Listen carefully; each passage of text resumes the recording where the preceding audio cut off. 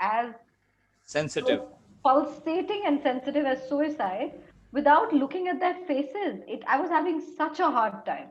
I don't know who was thinking what of what. I don't know what were they grasping. I don't know what was the intake. And it Well, was really, Survika, we Okay, have so 2,500 we are people. live now. On MLS, we are live. Okay, okay, we are live now. Uh, Vipin sir, please also post on Telegram groups. Yeah, and Ma'am, should we start? If he has given the link for the live, Vipin, then Vipin has given the take the, link for the live. oh, then it's okay. Yeah. We should start. Well, okay.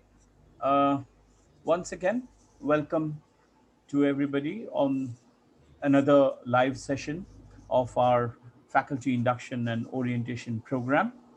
Uh, we are we have today we are going to discuss stress management today, and we have with us Dr.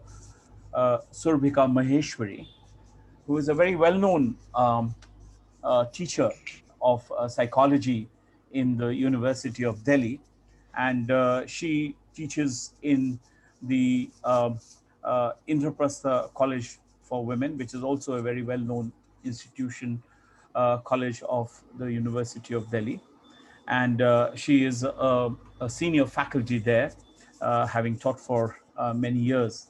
But before I even tell you some of the wonderful things that she has done as an academic, I must say that she is a wonderful, wonderful speaker, and she's a very engaging speaker where she loves interacting with her with the audience and talking to them, and this is something she will not be able to do today.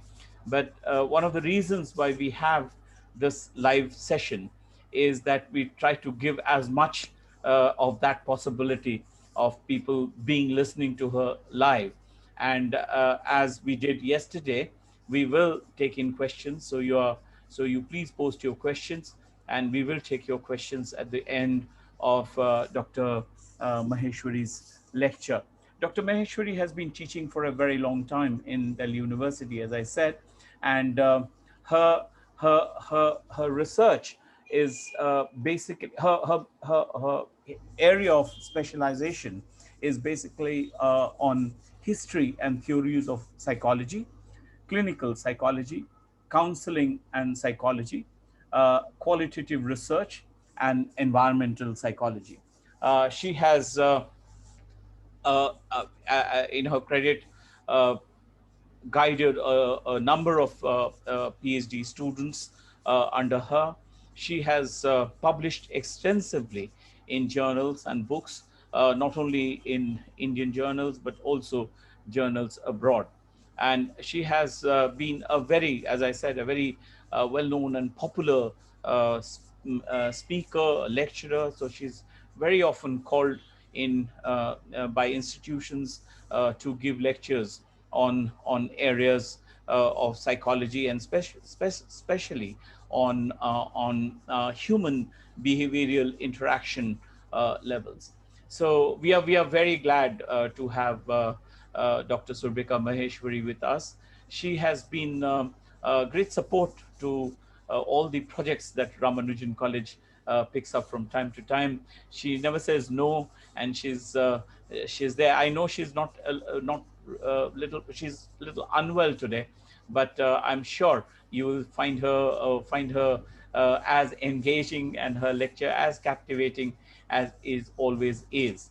So without taking any more of your time, let me request Dr. Surbhika Maheshwari to present us and to tell us more about stress management in times where I think stress is a very major component of our lives in many things that is happening in our world today. So this lecture couldn't have had a better time for its presentation, and for all of us to listen to somebody who's very experienced and who is very, as an academic who has immense scholarship in this area.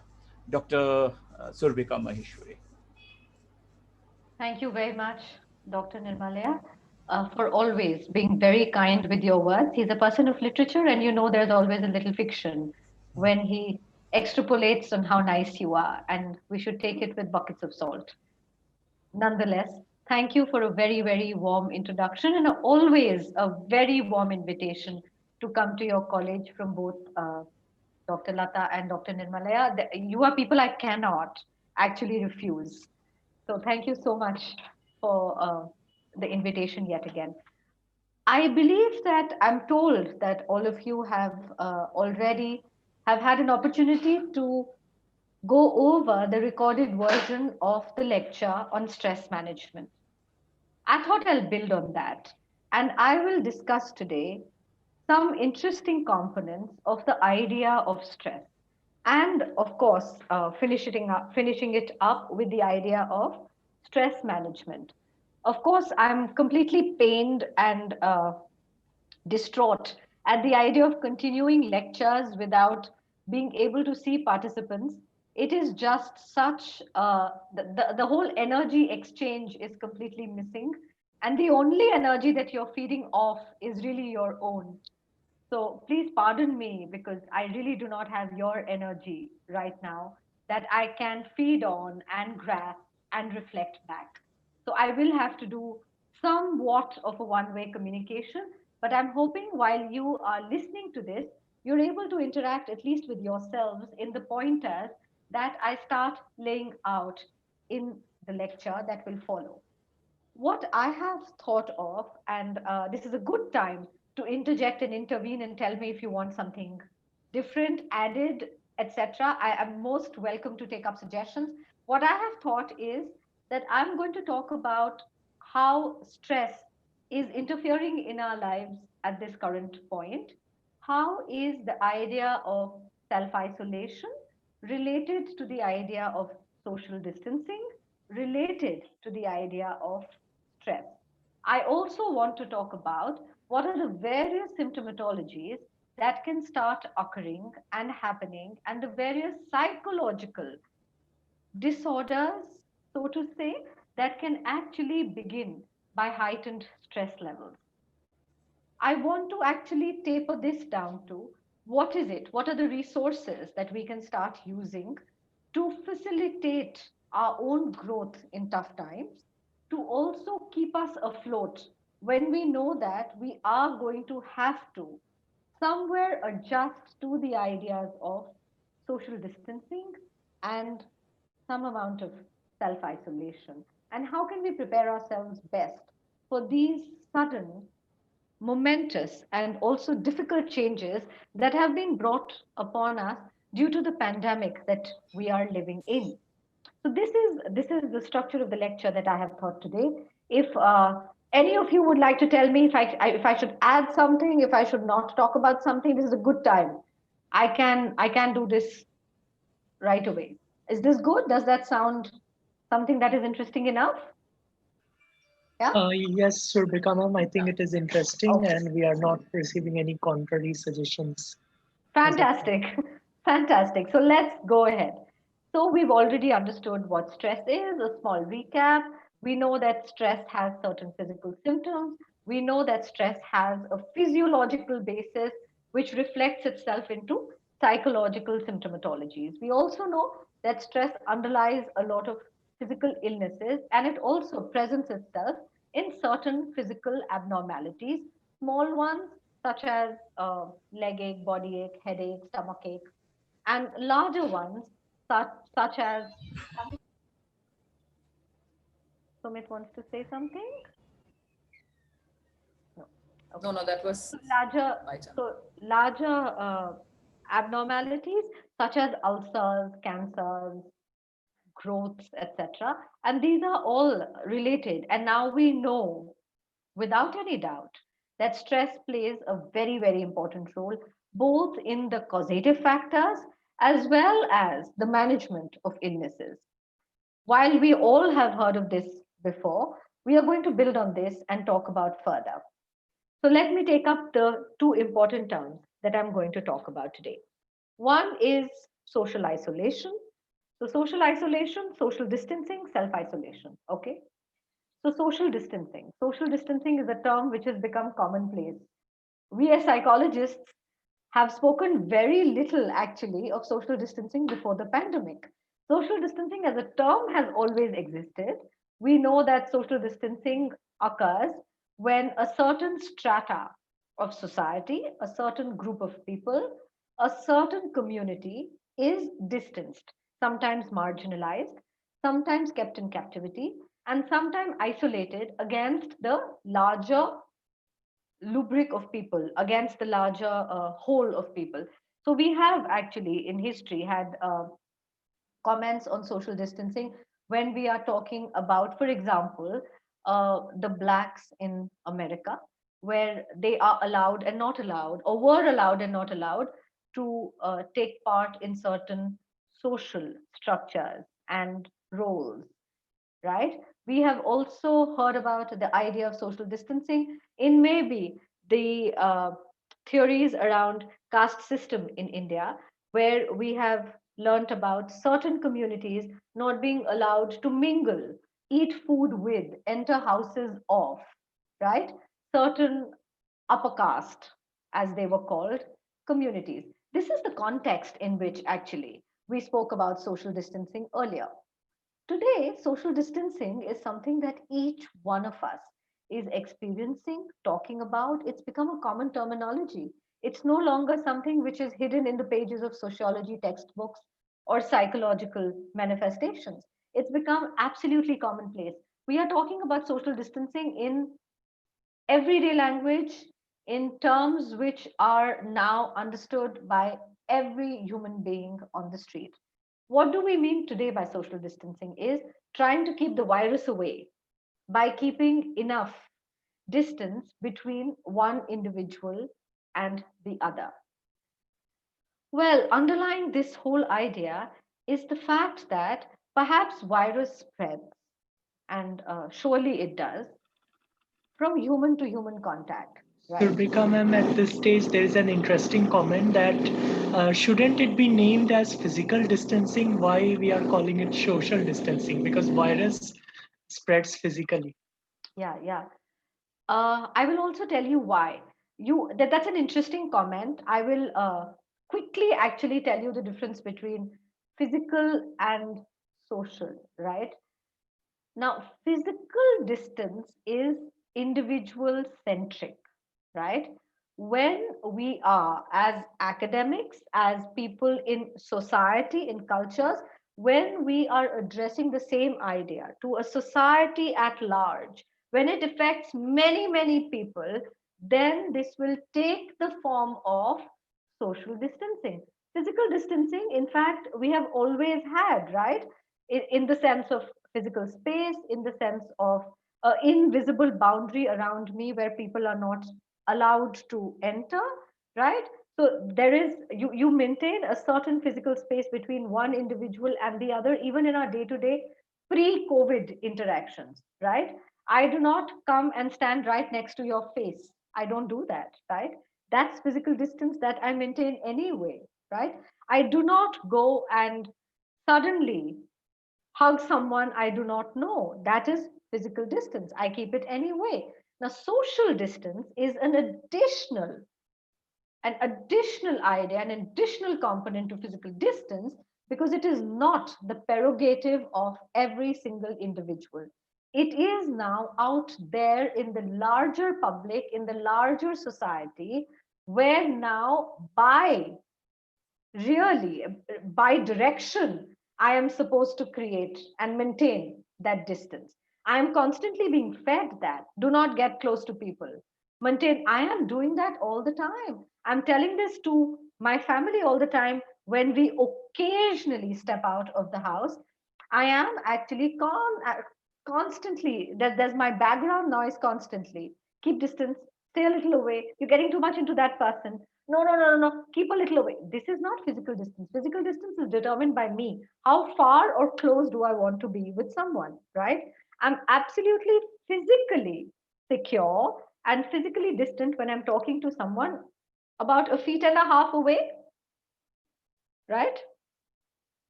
Suddenly, I'm being told, no, no, 6 feet away. Yeah. Now, this can't be physical distance. This clearly is mandated by society for each one of us to start behaving like that. It is not about whether you choose this or not, or whether I choose this or not. It's a mandate. It's coming to us, right? And the entire society at large is being impacted by it. Also, therefore, I have given you already the examples of the idea of social distancing in the caste system or in the discrimination of certain people against certain others. Now, that is not physical, right? I don't mind being close to a person from another caste or community, etc. Now, that's me.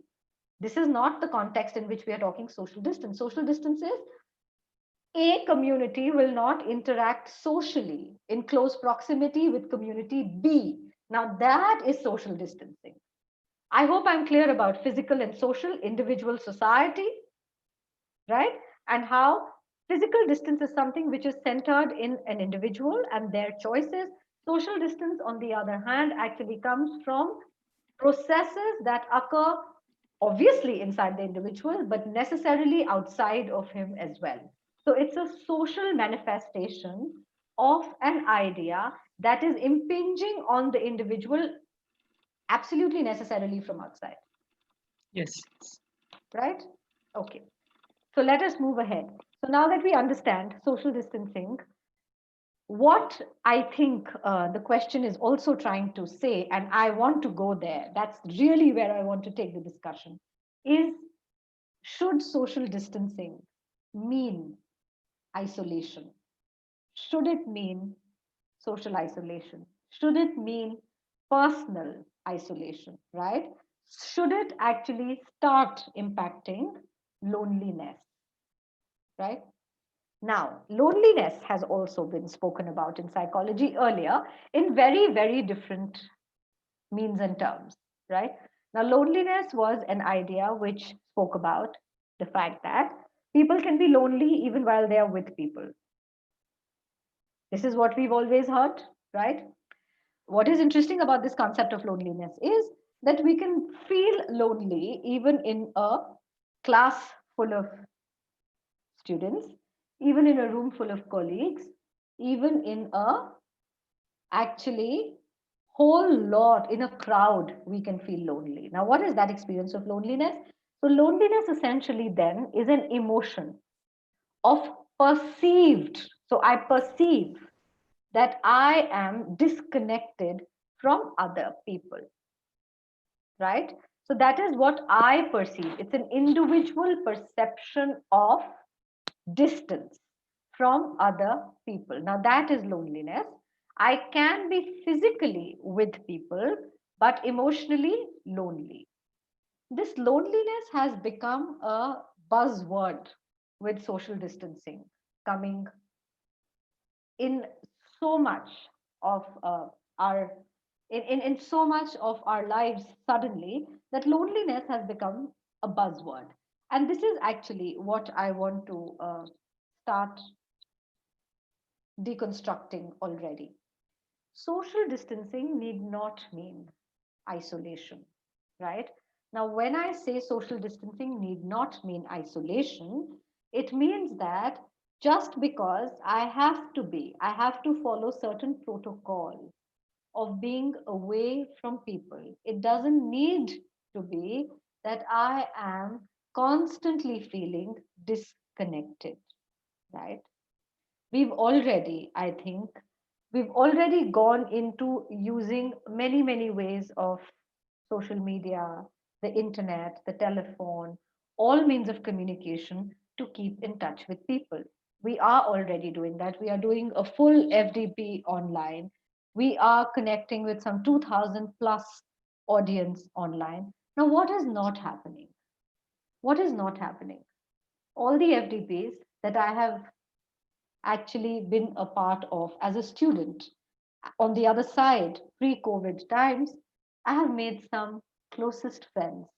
I have made colleagues who have actually stayed on to be friends for really, really long years, right? This is exactly what's missing.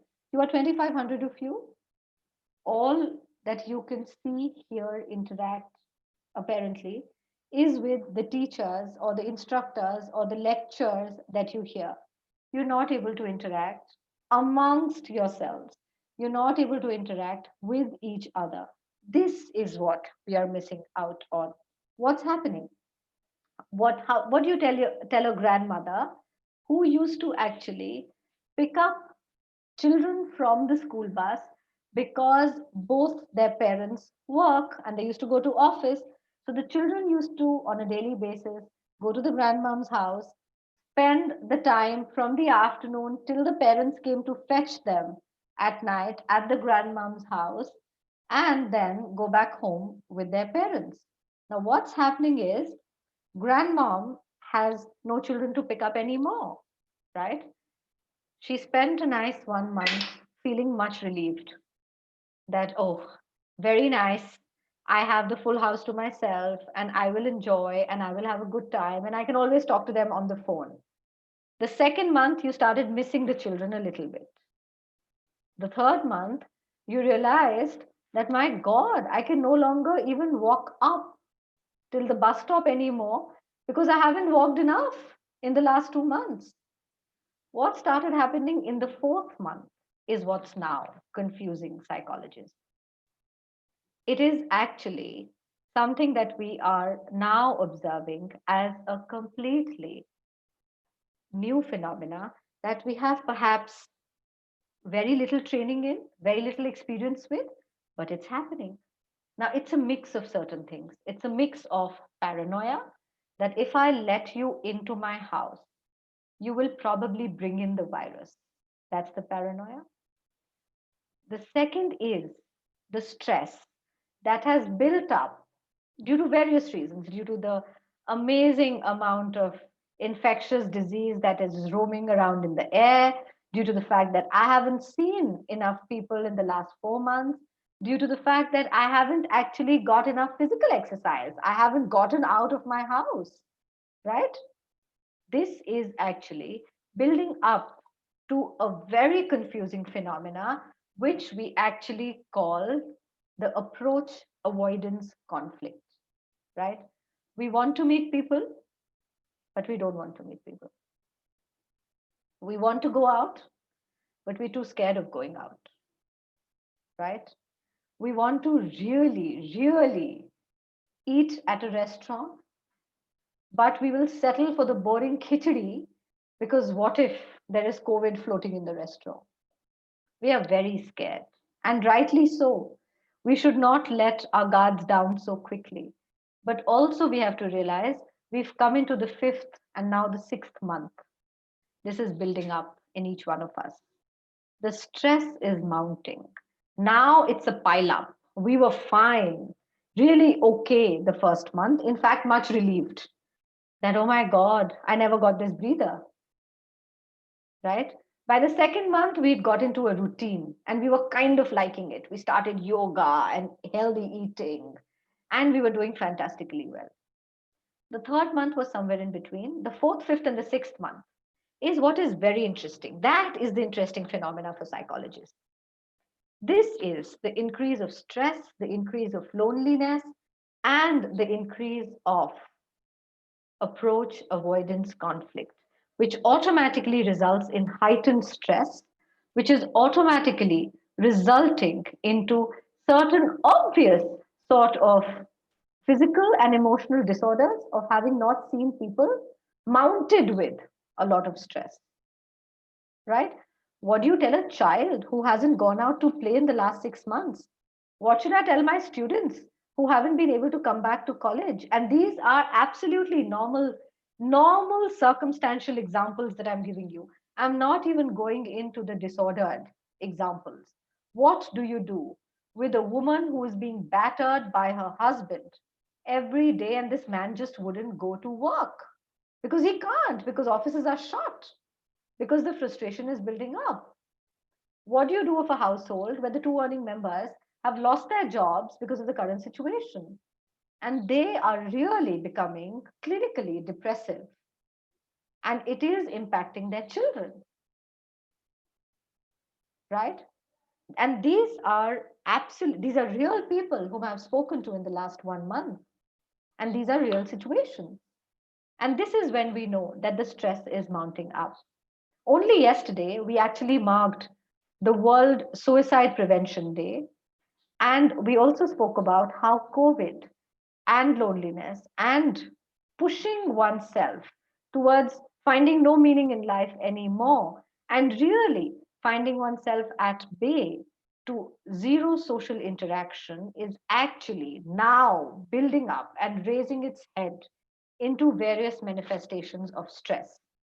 Now let me just take you back slightly. If you've gone through the recorded stress management PPT and the lecture, you've also probably heard that stress is best managed or also managed by good exercise, good social contact, going out in the open, taking a break, having a relaxed time. Imagine all of that has been taken away from us, right? And we now have to start inventing our own mechanisms of stress management, our own mechanisms of feeling connected, our own mechanisms of actually feeling like there is human contact available, right? Just before the lecture, we were talking that how we think now twice and we are not even actually giving enough importance to human touch, right? The non sexual, the completely friendly, platonic human touch, the touch of a pat on your back, a friendly hug, a warm handshake, just a little pat on your cheek by an elder, it does amazing amount of magic to both the receiver and the one who's extending the physical touch. It's been 6 months and we haven't experienced literally any of that. Only the other day, when I had had enough of being indoors, I really just wanted to go and speak to the guard at my college gate. Just those morning conversations with the guard, they are so relieving. Just to ask him, so how was your day and how was mine? And so have you eaten? What did you eat for breakfast? Everyone is well at home. I miss those conversations. I miss random human contact. So when you ask people that what is it that they are missing, what is it that is making them feel actually disconnected? In fact, most of us have connected back to our families. Most of us have probably also seen, visited, been able to speak to, have calls with, have video chats with a lot of our family and closest friends. We are in touch with people we make an effort to be in touch with. Who are we not in touch with? We are not in touch with the sabzi wala whom I used to talk to every day. We are not in touch with the guard. We are not in touch with the people I used to commute with to college every day, the people I met on the footpath, the people I met on the metro station, the people I met in the metro train, the people I just met while I was walking from destination A to destination B. We are actually losing out on a lot of this random contact. And we are losing out and missing out and not being able to address this human disconnect, right? Now, somewhere, if this is what is going to be the scheme of things to come, we have to start doing something about it, right? Of course, I in this group have a greater onus because we as psychologists should start doing something about it. We have to start addressing it. We have to start putting a plan together to say that if this is how it is going to be, and I'm told this is how it's going to be for a while, and I don't know what while means. This is another cause of stress because we don't know when the stress will end. We don't know when all of this will end. So when we actually do not have a definitive end in sight, it already creates stress, right? So we have built up all of this stress inside of ourselves, and we know that the environment causes stress. We already know that, right? The environmental factors, the fact that the numbers are increasing, the fact that the news has nothing positive to tell me, the fact that the vaccine is still far away, the fact that I'm really disconnected from people I love and people I used to randomly connect with. I have not been able to randomly see morning walkers. etc., etc., etc. What should I do? What is it that I must start building inside of me that will help some bit of human connection to be brought back? What is it that I can do? Right? What is it that I need to start thinking? And what is it that I need to start paying attention to? Dr. Kumar, can we open for some comments, questions right now? We are half an hour into the lecture. It's exactly at half the point of my lecture. And before I go on to management and what we can do with all of these things, I really would want to take some responses, some questions, some reactions, some feedback, maybe some personal stories of how it has kind of spanned out for everyone. Yes, sure, ma'am. So, Sharmishta Chakraborty, Shipra Sharma, and Niyati Krishnan all have somewhat common. So, they are associated with work-life balance of women has gone upside down with COVID-19 lockdown. Working at home and working from home is creating a stress. And they're also putting forth a common point that now we realize that we were managing stress somehow earlier, but now the situation is beyond our control. So we are left in a completely absent zone as to how to cope with it. It's a very, very important point. Very important. Actually, you bring up two very important things over here. One, this work from home, much like our entire society, much like our existence, is a very gendered space. Very, very gendered. And we need to be actually slightly both conscious and sensitive about it. Work from home has impacted women very differently from how it has impacted men. For, again, two very important reasons. One, the responsibility, and I must also applaud a lot of men here, not to take their thunder away completely. They have, of course, risen to the occasion of helping with household work, are doing some amount of household chores, are actually helping in the running and functioning of the house.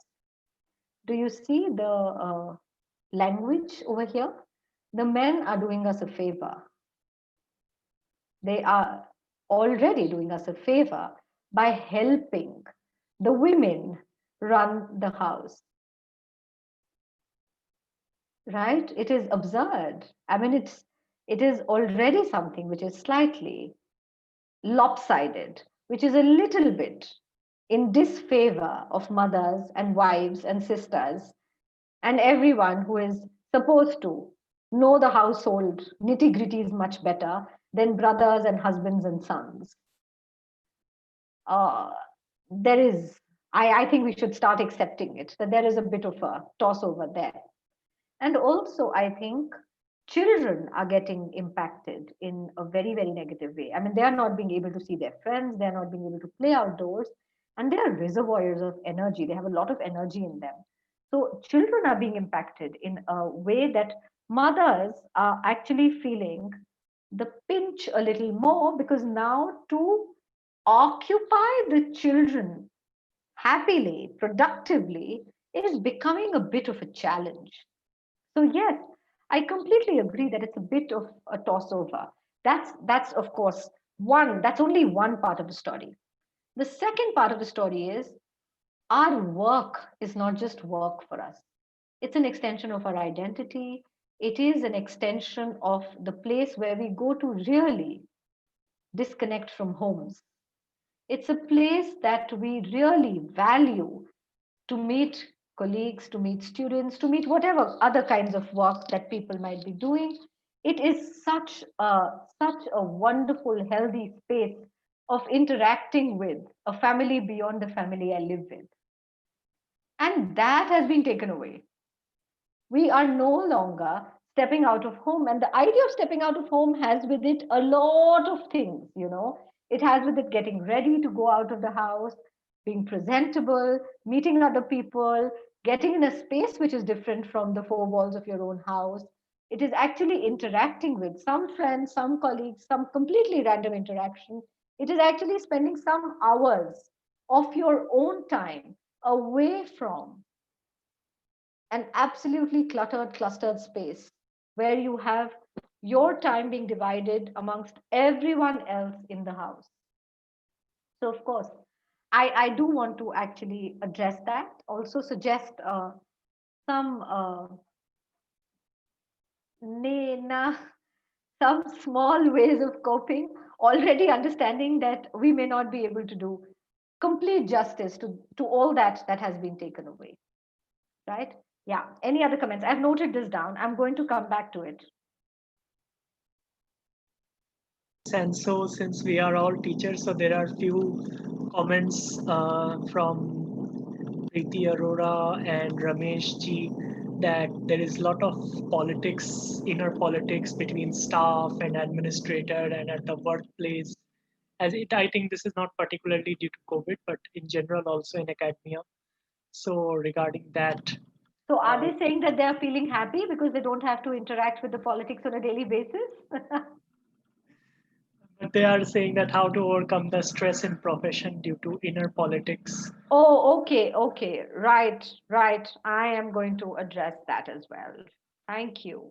And one more thing, ma'am, if you can take that also as an input, that how as a teacher we can help our students who are piling up more pressure with and experiencing more stress. So Okay, what role we can play as fantastic. Let me just thematically analyze these questions. They are actually I have one question. yes, absolutely. What happens maybe in a year or so, the COVID problem will get sorted out, or some yeah, maybe 2 years, whatever. What I want to know is, Fingers crossed. yeah, what I want to know is what kind of long lasting psychological impact will this have, particularly for younger people who have experienced this. For example, I remember my father had experienced the trauma Spanish flu. of the trauma of the famine in Yeah, Bengal in 1942. It was yeah. a trauma that he never got over, or people who went through partition. Well, those are different from the COVID, but nevertheless, the sense of the foreboding sense of death, fear, anxiety, apprehension are common to these kind of large level social phenomena. So, what kind of impact do you think? Are we all going to be happy all over again once the vaccine is out, or is it going to impact us? I'd like you to, uh, you know, Also address yeah, that yeah, long term. yeah. Thank you. Okay. Okay, let us look at the fantastic way in which these questions have been asked. Just a little qualitative research, thematic analysis, tools to be utilized here. So there are three large areas that you're already hinting at. One is the absolutely personal, the internal. The second is the interpersonal, right?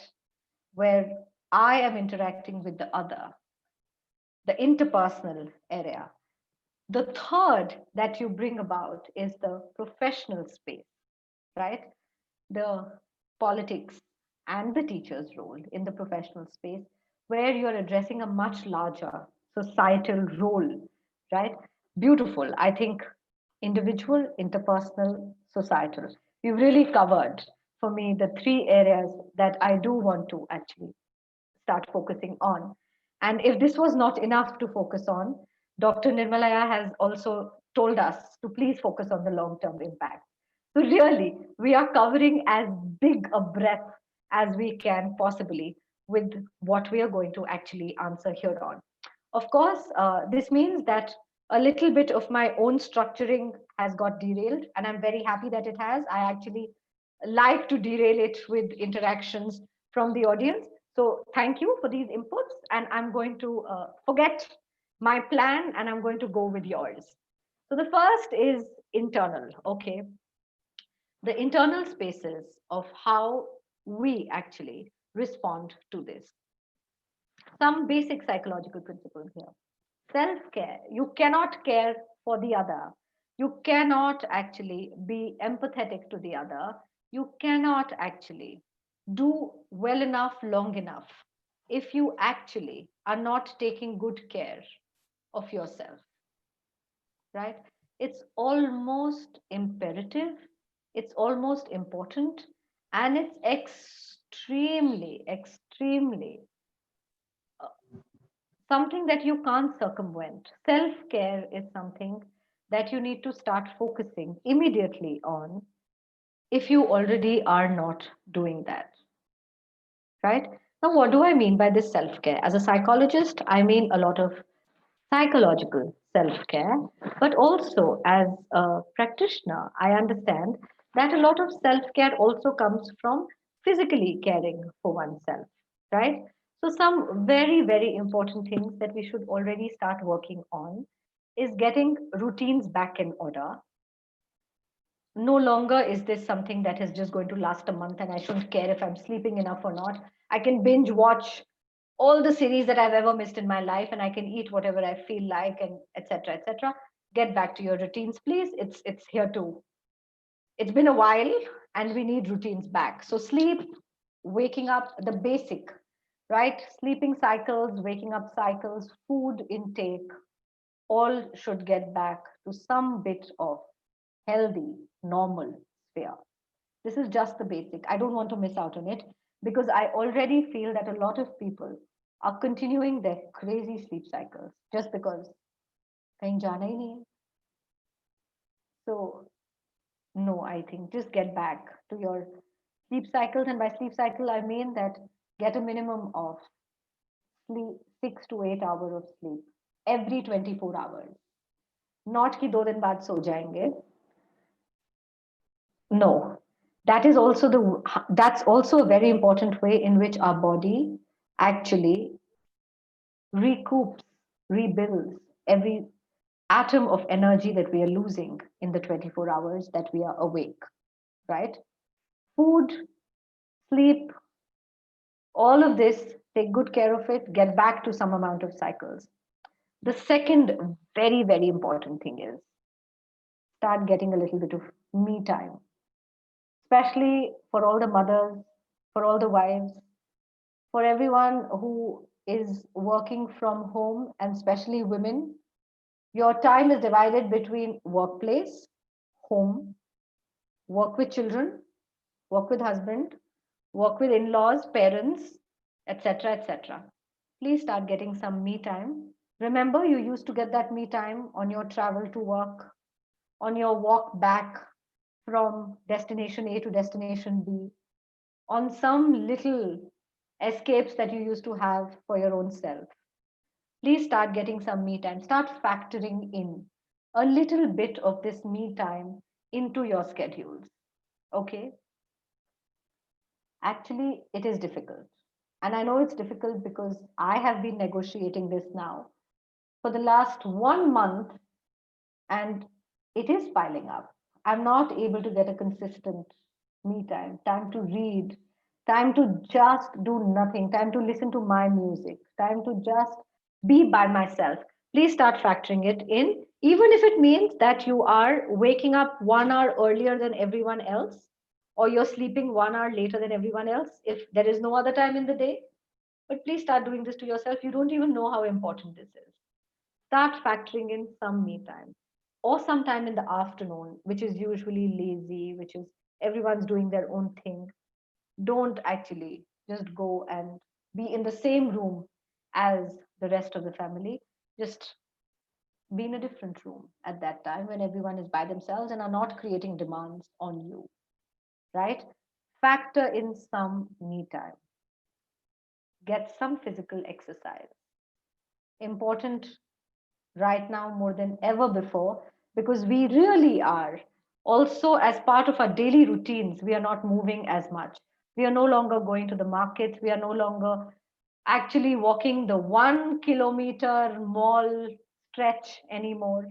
We are not going to the malls, we are not going to the cinema halls, we are not lifting all the vegetables that we used to lift and get back home. A lot of our own daily physical burnout is not happening. So please start, if not, you've not already done, please actually start a routine of some amount of physical exercise. Now, this is the physical part. Let's actually start addressing the emotional part. Start reconnecting with some of your friends, your colleagues, your people, me people, not necessarily family people, family friends, not necessarily everything in a group cohesion, but your people, just people that you want to have a chat with or connect with, etc. Once in a while, maybe you can also see them maintaining this dragon of a thing called social distancing. So see them from balconies or cars or 1 foot path away, or maybe in one room and distant enough, etc. Maybe you can. And maybe you can give yourself that opportunity to do it. And maybe it's important for your own emotional health to be able to do it. People whom you can't see, people whom you can't physically see, try to see them online. However distant it might feel, it is at least some bit of connection got back, right? You know, some of my students taught me this, and I would tell them that I'm feeling very strange, constantly working without colleagues. And they actually taught me a very interesting thing. They said, just keep your camera on. I'm reading my thing, you read your thing. And at least we are in the same room reading stuff. My God, that works. And I learned that while I read a good line in what I'm reading, I can just say it aloud and someone is listening. And they say, oh, yeah, that's a nice line. You know what I read? I read this. We're adapting, but we're also connecting.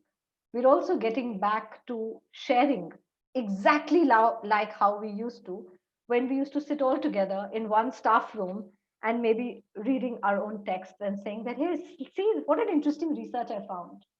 And I want that spontaneity to come back to us. Maybe sometimes just put your camera on and cook while your mother is also cooking in her kitchen far away. And both of you can cook and just say that, oh, you know, I forgot to put mirchi. And someone is listening to you that you forgot to put mirchi.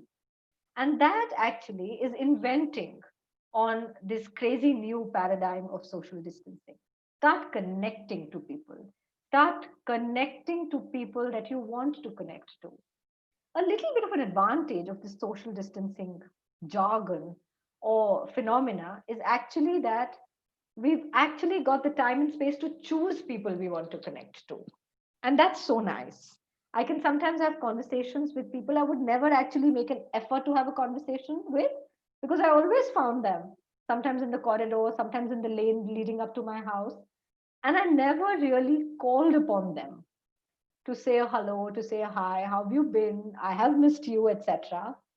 And each time that I have done this in the last, particularly 1 month, when I have started feeling that one will have to get connections back. So this auntie who lives down the lane, and when you just call her to tell her that, you know, I haven't seen you, because of course you haven't been going to the mandir and I haven't been going to college, and I haven't seen you. Hope you're doing well. And of course, auntie was overwhelmed, and so was I. It was so nice to make an effort to connect to people whom we think about, want to connect to. Sometimes we might feel a little bit of apprehension. अजीब लगेगा, phone थोड़ी करेंगे, कर लो. थोड़ा बदल गया है मिलना जुलना. So possibly it's possible. Maybe we can actually do it, right? Start getting a little bit of connection back, both close connection and random connection. It will start helping you. The other and the last bit of self care is actually start reflecting on things you've never paid attention to. And this has actually also given us opportunity to actually mull over things that we have thought that we have dealt with, but actually we haven't dealt with them. Painful memories, things of the past that we have just buried, things, difficulties in relationships which just didn't seem like difficulties because we were constantly rushing to work. And there were so many people to buffer it. Maybe this is the time to actually start resolving them, right? Um, there used to be a saying now, कि अब गांठें खोलने का वक्त आ गया है, बैठो. And things that you had just put into your almirah, अब उनको निकालो. And I think this is the time also to look deep down inside of you and to see that what are the things that have been long irritants, that have been things you wanted to work on, that there have been things that you have not addressed and assumed that they have been dealt with, but you haven't actually dealt with them. So this is the bit on self-care, right? Survika ma'am, at this point, I would like to add, because you said that also, there is one Pratyasha Agrawal. She is saying that small problems in relationships are getting worse as there is no deviation or release due to change of environment. Correct. Not She's possible right. to ignore. Absolutely not possible to ignore. I'm sorry, but I will, much like a psychologist, also underline the underline, right? What is underlying this also is that maybe they are not small problems. Maybe they are symptoms of actually a bigger problem somewhere else, which we haven't addressed in a while. And these small problems are actually just these symptoms of a larger problem that is going unaddressed for a very long time, right? While having said that, it is true that because we are not having a change of space, a change of scene, frustrations are getting built up, and we only have each other to actually vent out our frustrations on. Please go over the earlier points. Please get a breather. Please create some time for yourself. Please create some amount of self reflection. It's actually because you're not doing the top few things for your own self that all your conflict is becoming interpersonal. If actually you and I living in the same house, if both of us start resolving our own spaces inside of us, we will have lesser and lesser to actually contribute to interpersonal conflict. Right? The thing is, I'm not giving you space because I constantly want to be with you. Obviously, I'm also not getting space, right? And what has also started happening is that sometimes we ask na ki, what happened, you look a little off, and you say nothing, it'll be fine. And then we used to go to work, or we used to go somewhere else, or we used to go to the market, and when we came back it really was a little better. Now what we do, no, tell me right now. No, I'm sitting right here, you tell me. No, you have to tell me. What am I doing sitting here? You have to tell me right now. I know there is something wrong. Give a little space now. Breathe, breathe. It's important for you also to breathe and for the other person to also breathe. Give this breather and take the breather. And when you take the breather, you're already giving the breather, right? Have some parts of your routine which are just yours. It's not selfish, it's important. It's absolutely not selfish. It is good to be able to spend some time on your own. And if you are able to spend time on your own, it is also good to allow the other people to spend some time on their own. Right? So I think a good way to resolve interpersonal conflict is first to look within, then to look at past larger conflicts not being resolved, then to give space, and then to know that, really what, both of us are stuck in the same situation. Rather than making it worse, let us kind of make it better. Right? This is also the opportunity to actually make it better. Yes. Rather than actually make it worse. Now, the two things that are important, the professional roles, role as a teacher and how to deal with politics. So politics तो काफी सारी deal हो ही रही है, हम distant हैं, हमें रोज बहुत सारी पॉलिटिक्स से ऑब्वियसली नहीं डील करना पड़ रहा. But the question is also hinting at a basic long-term unaddressed part of our workspaces. I think let's break the beautiful little space that we create for ourselves and say that work is not political. All workspaces, all human interactions, all groups, when they get formed, everything is political. It's political, right? And when I say it's political, learn to accept that politics is not essentially bad. Politics is also layered way of human functioning. So it's okay. Take it with a take it in your stride, take it with a pinch of salt. Don't, it's not personal. Don't take it personally. It's not about you. It's about group dynamics, group mechanisms. It's about something that happens beyond your space. So please don't start internalizing the politics of the workspace. It's really not about you. It's about somebody wanting more importance. It's about somebody wanting more power. It's about somebody wanting more foothold. It's about somebody negotiating for a bigger slice of the pie. It's not about you. So don't make it about yourself. Learn to deal with politics like politics, right? While I'm saying that, I also want to bring up a very interesting research idea that I'm working on. And it's very, very interesting. And it's drawing me in, and this question draws me into it actually substantially.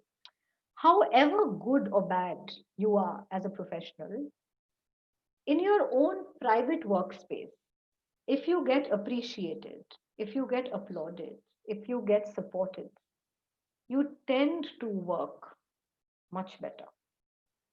However good a professional you are, if in your own workspace, if in your own immediate workspace, you are pulled down, criticized, demoralized, it is often seen that it creates a certain kind of lacuna in ourselves, which gets very difficult to be filled up, how much ever good you are doing outside of your workspace.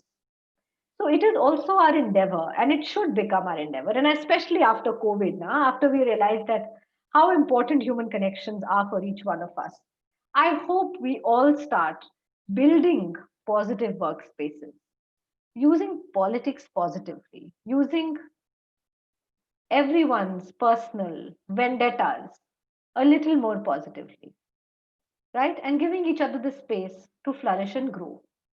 And I'm hoping that we all can work towards it. That even the people that I did not like talking to, I seem to be missing, right? And I think that is also what is somewhere the beauty of human interaction. Politics will be there. We'll probably have to learn how to make it as positive as we can. Our role as a teacher, okay. Our role as anything actually, our role as a mother, father, teacher, our role as anything is first to listen, second to listen, and third to listen a little more. Honestly, we don't do a good job at that. I think if all of us just listen a little more, we will be so much more helpful to each one coming in contact with us, right? Rather than asking your students to do this and to do that, and why they have not done this and why they have not done that, sometimes just listen. Sometimes just schedule a listening class. Sometimes just schedule some time for them to go over everything that they just might want to rant about. And we know that, and we know this from experience, that we are not always looking for solutions. And we don't always want teachers to give us a immediate, gratifying solution to all our problems.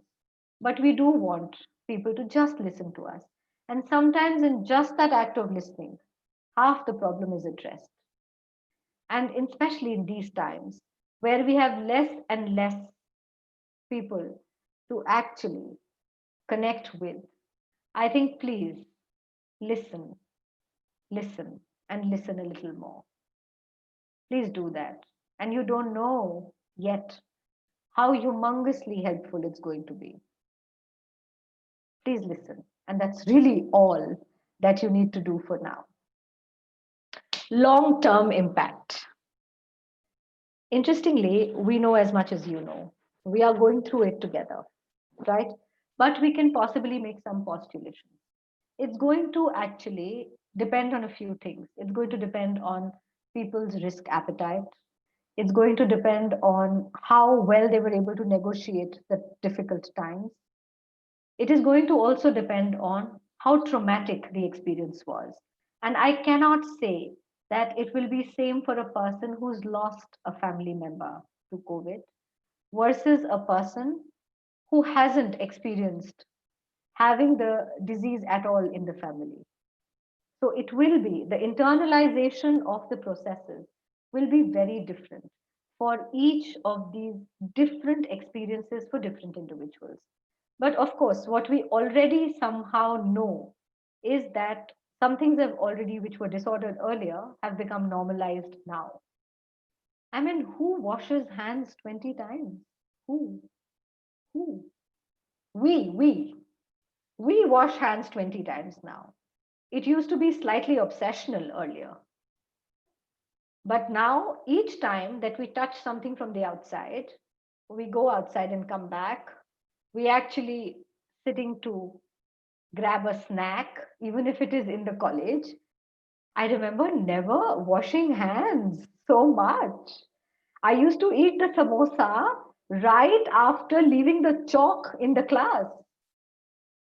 And you came out and you ate a samosa, my God, in just these 6 months. I can't imagine doing that again. So my chalk का हाथ जो duster को भी छुआ है तो मुझसे समोसा उठा के खा लोगे और खा ही लेते थे अब पता नहीं खा पाएंगे कि नहीं खा पाएंगे So of course we are already feeling a heightened sense of anxiety, a heightened sense of paranoia, a heightened sense of impending doom. So obviously these are things that are going to have long lasting impacts on how human beings deal with all of these things.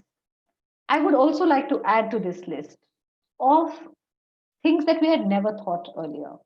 We had never imagined that I will not be able to meet my friends on my whim. I had always thought that I don't have the time. I can't meet my friends because I don't have time. I can't travel to my parents' place because I don't have the time. It's not like I will not be able to do when I want to do it. I think this has also taught us that you might not always be able to do everything when you desire to do it. So immediate gratification is also something that has become a slight bit of a question mark, right? For everyone, we are postponing our desires. We are postponing our desire to travel, to eat, to meet people. We are learning how to postpone our desires, right? So we are already doing that. Of course, it's going to have uh, some definitely long-term impacts, again, differing on the entire spectrum of how individuals have been impacted, what were their ages, what were their own coping mechanisms, etc. How alone did they feel during this time? How well could they connect to people, etc. How quickly they were able to get back to the normal, not the new normal, but the normal. How quickly were they able to get back to it, and what are their own individual capacities of resilience and bouncing back? So it will really depend on all of these spectrums, but I'm hoping that it will not last very long. Actually, the longer this will last, the more deep rooted the impact will be. And the shorter this will last, the more quickly we'll be able to bounce back. So it really also depends on the length of this entire phenomena and how long are we going to deal with it. And after how long do we really get a break from it in some sense? Will we be able to go back to, for example, our workspaces, some sense of normalcy? Will we be able to see our students back? Will we be able to go and take a walk? Will we be able to see our loved ones back? I'm sure some of us are already doing some of these things with, I'm hoping, due precaution and caution. And it will all depend on how much time it will take for all of us to do it with a complete sense of control and normalcy. And the long-term impacts will actually differ on that spectrum. I'm hoping they are not very disastrous, but I'm also not fooling myself that there will be none.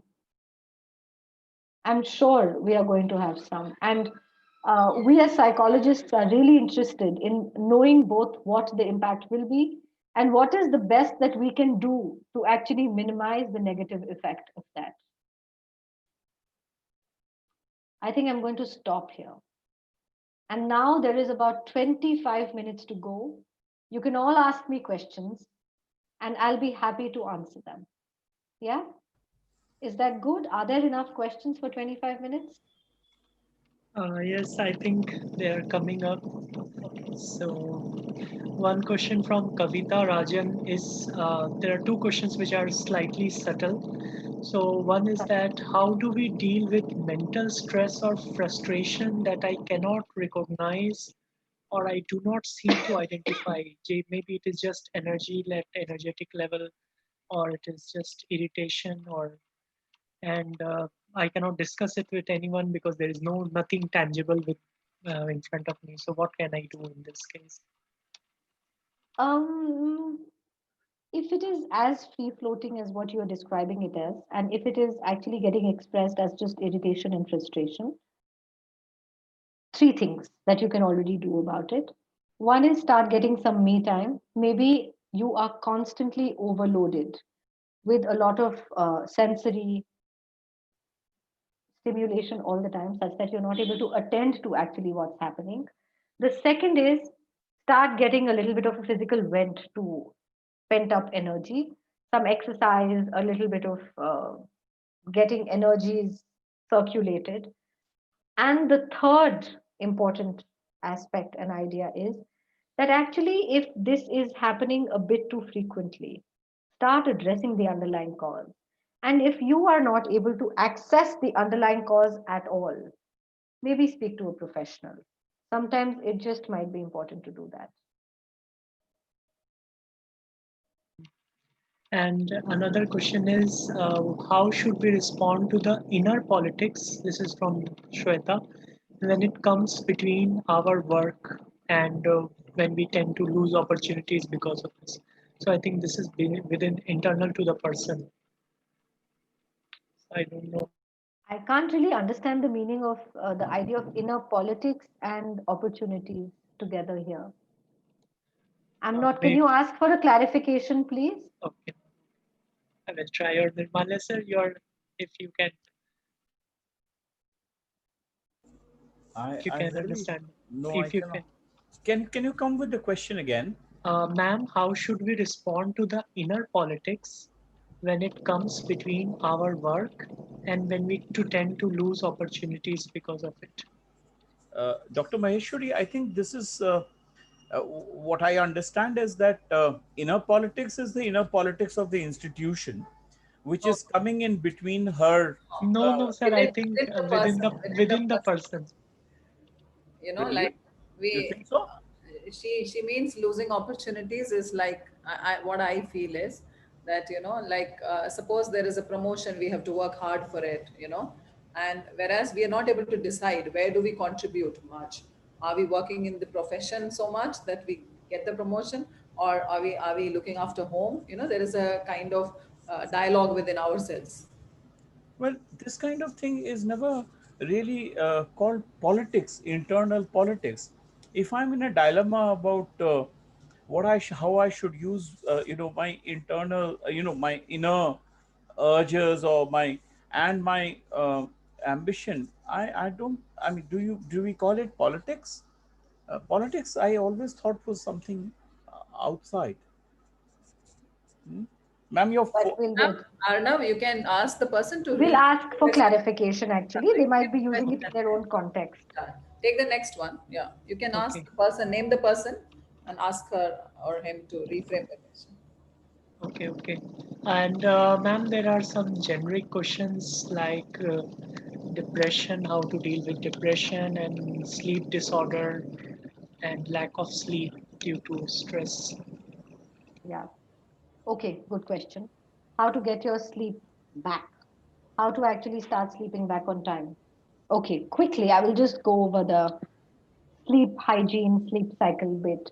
Okay, as important as the sleep cycle is, it is important to know how to get our sleep patterns back once they have been disrupted. The first is to start having a strict routine of bedtime and waking up. Sometimes that will not actually lead to a complete sleep, which means that if I've decided to go to bed every day at 11, okay, whether I'm getting sleep or not at that time, I should actually just go to bed, which means I can lay down in my bed and read a book, but I should go to bed at that time. Okay, number one. Number two, have some amount of routine leading up to sleep. Start telling your body that now it's wind down time. So if you're expecting that you're going to watch a crime thriller up till 5 minutes to 11 and you're going to get sleep at 11, well, you're not going to get sleep at 11.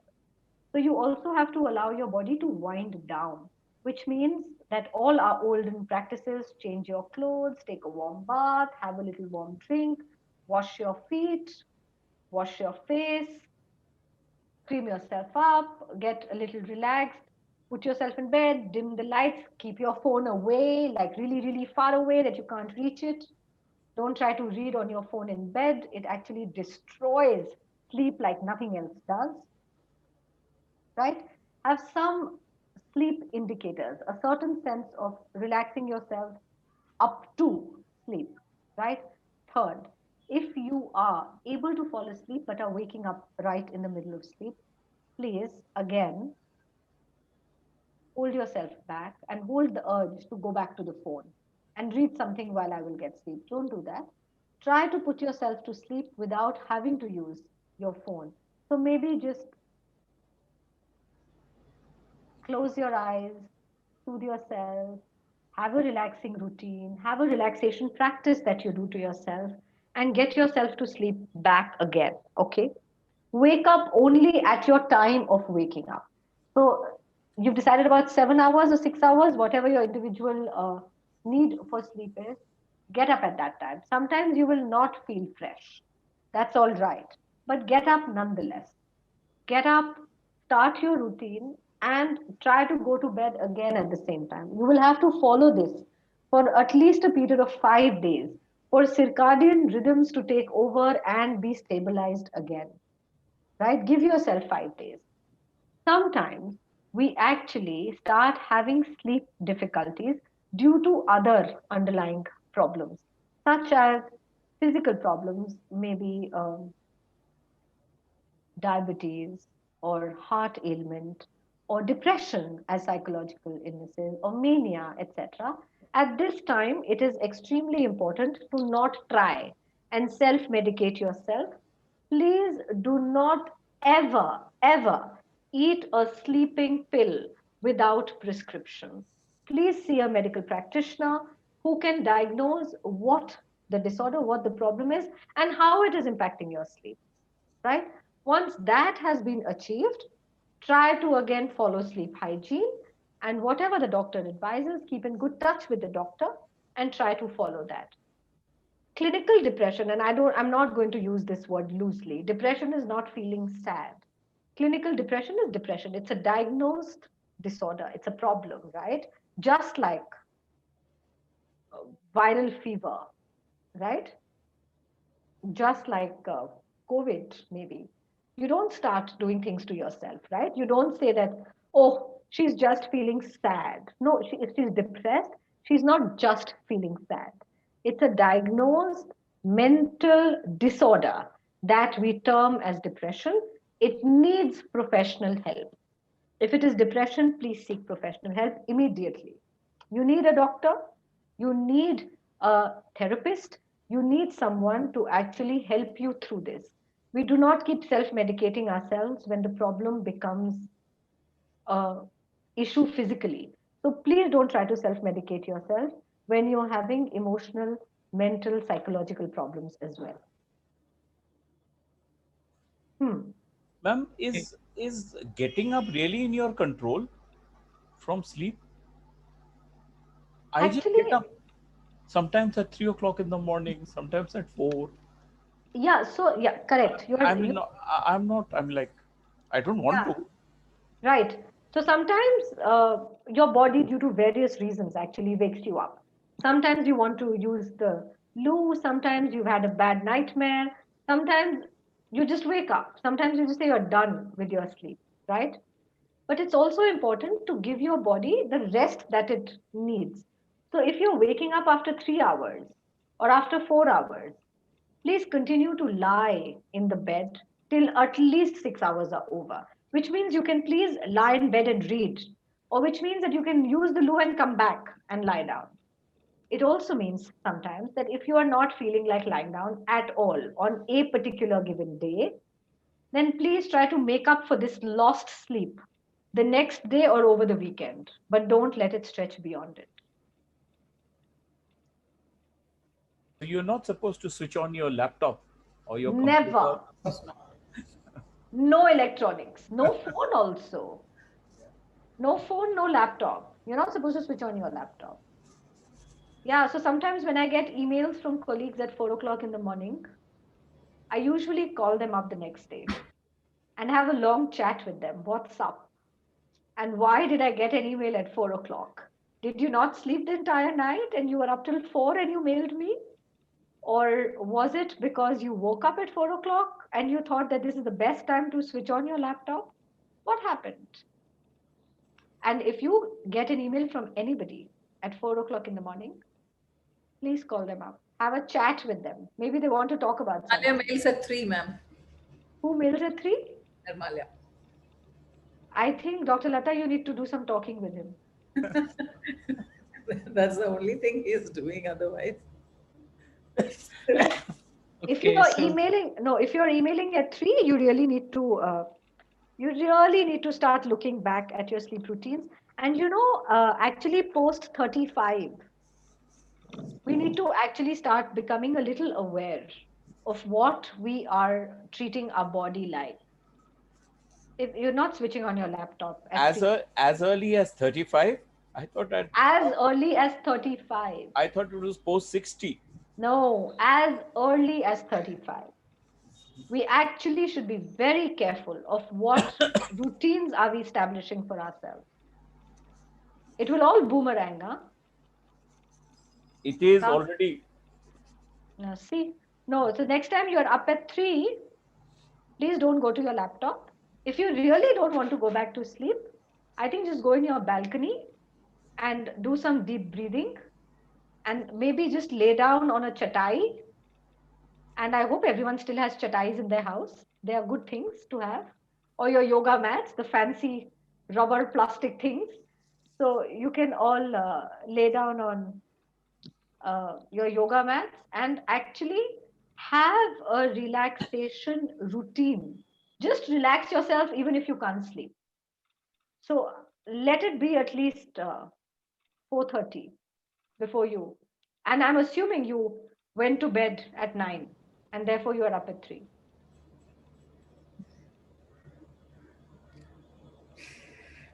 okay. So, ma'am, she has clarified, and it is about internal politics of the organization, which is coming between her work and due to which she is losing opportunities at work. Okay, that's a tough one actually, and beyond the scope of stress management, by the way. But, but Part of this if it is about the politics of the organization, you mentioned a few points when you were talking about internal politics, things correct. like these are the things that cause politics. And of course, certain things we have to take positively in our own stride and understand, learn, and, move on, things like that. But sometimes what you did not mention, and I thought was a part of it, is also, something to do with jealousy and the power politics and Correct. You can actually just go back to that and also see that why is it impacting you so much? And why are you not being able to deal with it? And what you can do individually, what you can do to actually motivate yourself to do better, right? Think about it. And maybe, I think there is an underlying problem in the mhm, question that is coming up, is that it leads to frustration, a certain kind of I don't know. I'm hesitant to use the word depression, but a certain kind of frustration, because you want to achieve something, and because of something which you feel is an unnecessary impediment, is a superficial constructed impediment. It may not be true at all what people are saying or doing against you, and that is hampering your own progress. Might be a very frustrating experience. Sure, sure. Make you irritant at home, make you do a lot of other things which you are naturally not. So I think, how do you cope with that? I think that could be a issue actually. So how do you do? Sometimes people just leave the organization and go, hell with it. Well, actually, sometimes organizations also push people Yes. to their worst best. So that also does happen. But I think I would always urge people. I mean, really, sometimes situations can get that bad, and I do understand that organizations are sometimes structures which are like black holes and can suck some people into a really dark vortex. But actually, even before getting all this negative about the whole space, I think the first thing to do is actually start some process of self reflection and see if you can create some distance between the impact that it is having on you and the politics that is being played out.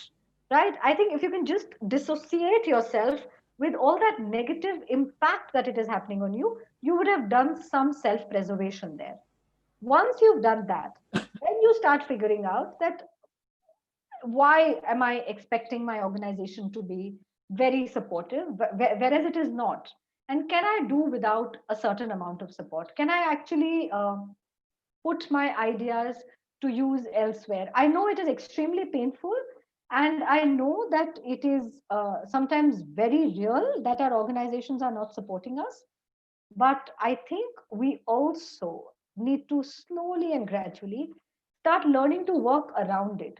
Don't actually bang your head into something as big as an organization. As individuals, we will fall short of strength and energy to fight these large, big organizations, and it'll just amount to too much negativity for us. So I think do this little bit of it, and I'm hoping that it will resolve itself for you. If it still doesn't, try to reach out to some senior people in the organization and see how they maybe dealt with the same kind of negativity in this organization, and if they can help you through it. If that still doesn't work, then maybe just change some goalposts. Then maybe that you just need to alter that all of this is what I wanted to do for the organization. The organization doesn't want me to do it, so I will do that instead. If that still doesn't work, then see if it's possible to actually change your path. And if that means that there is no other, uh, really, that there is no other space left for you, then maybe start thinking that if there's a possibility that an organization will be much, much more responsive towards your efforts, etc., and if you can find a space like that for yourself. Okay, ma'am. So I think we can close with two major themes.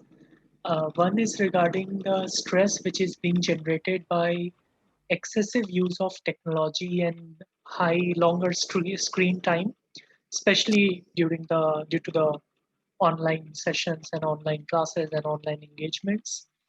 And the second is by Aratrika and Jyotsna regarding, can you elaborate a little bit regarding anger issues and violent tendencies? And is anger always a result of stress? So anger and technological Anger and stress. technology. Okay.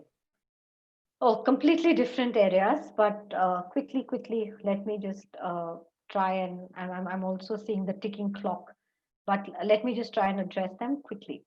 One is technology. There is no denying that actually eyes get completely tired, we get completely exhausted by the end of a day of hours on the laptop and hours on the phone. It is absolutely true. I think try to make entertainment without electronics. It's going to be difficult. So try to make your entertainment, try to make your downtime without necessarily having to watch television or seeing another film on the laptop, etc. If you can do that, that will start easing things a little bit. Actually, if you can play a game, if you can do a board game, if you can sing songs, if you can do other things for entertainment rather than uh, going back to social media for entertainment, that will start easing a little bit of online pressure that we are building on ourselves, right? It used to be. And maybe I'm listening to music in audio form rather than watching it. Or Oh, yeah. I mean, I'm sorry. I think I'm from a completely different generation. I don't watch music. So when I say music, I mean hear music. I don't watch music at all. So yeah, my generational gap. I'm older. So we've grown up on cassettes, and we've grown up on really only listening to music. We did not watch it. In fact, a lot of old songs, I don't even know who are the human beings they're picturized on. Um, so yeah, listen to music. Use other faculties in your body rather than constantly being glued to social media. So maybe that would address a part of the online bit. But yes, there's no denying that there is too much of online. Start keeping your phones away. Do just as much as important on your phones. Don't stop scrolling Facebook and Twitter and Instagram and everything that you want to feed on constantly, because there's already so much online. Try to limit the other online. So that will actually start making things a little better. Quickly coming on to anger, there's some just about 5 minutes to go. So anger is a completely big, different, large topic for psychologists, and it's a huge area of both research and intervention in psychology. Anger has lots of birthplaces. Anger is genetic, environmental, it comes from things we've learned while we were growing up, it comes from frustrations in the current environment, it also comes from things we are not able to do to our potential best. It also comes with inability to express ourselves. It also comes from emotional bottling up. So even if we bottle up positive emotions, we don't know when it gets changed into anger. So anger has a lot of sources. It actually comes from very, very many different places, not just frustration. It comes from very, very different areas. And we also need to address it accordingly in these very different paradigms. So anger is a full different ball game altogether. And anger issues and inability to manage one's anger and having to scream and shout and break things as the only expression of anger is actually something that also comes in the domain of anger management, and seeing that how and why this particular person is having anger issues and how one can help in the positive expression of anger. Anger can obviously also lead to a lot of positive change, a lot of energy, and a lot of monumental expression which can be good. So anger is a lot of energy essentially, which can be used both productively and destructively. So that is where we have to kind of make a distinction with anger. I don't want all anger to go away, and that's my personal position with anger. I don't want all anger to be neutralized. I mean, we should feel angry. Anger also means that there are substantial things that we take a stand for, and that is good. But the expression of anger need not always be destructive. Anger can make me want to plant more trees. Anger can make me want to build a new library. Anger can make me want to make changes in the society, and that's good. It can be used productively. Anger doesn't necessarily need to be destructive. There are a lot of angry poets who write angry poems. Yeah. Yeah. Yeah. yes, Dr. Arnav, any other questions? yes, ma'am. And anger can also be used to discipline children and students when required. Actually, that's really not anger, na? That's just disciplining. I mean, we're not really angry. Let's be Yes. honest. So, Okay, ma'am. Sir, I just want to give you an input that this YouTube chat is filled with comments of excellent session, wonderful session, very good session, and they are thanking us also for having Surbika ma'am over for this live session in such a situation. So, sir, over to you. Uh, Thank you, uh, ma'am.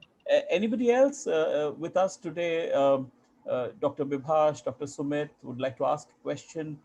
Dr. Anchal or anybody? Ma'am, would you like to say something?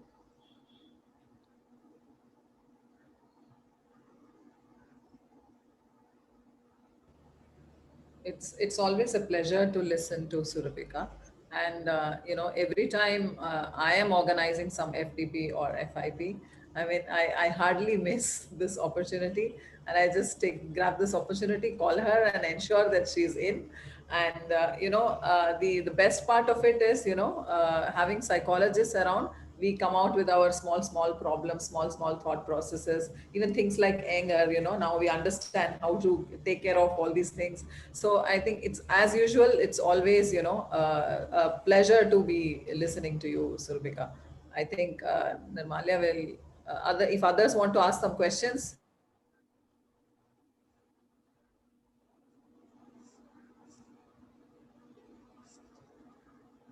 I Anybody think, else? sir, you are good to go for thanking. Okay, okay. I will take this opportunity now to thank Dr. Maheshwari. And my early comments that she's an extremely engaging speaker, stands vindicated with the kind of comments we have got.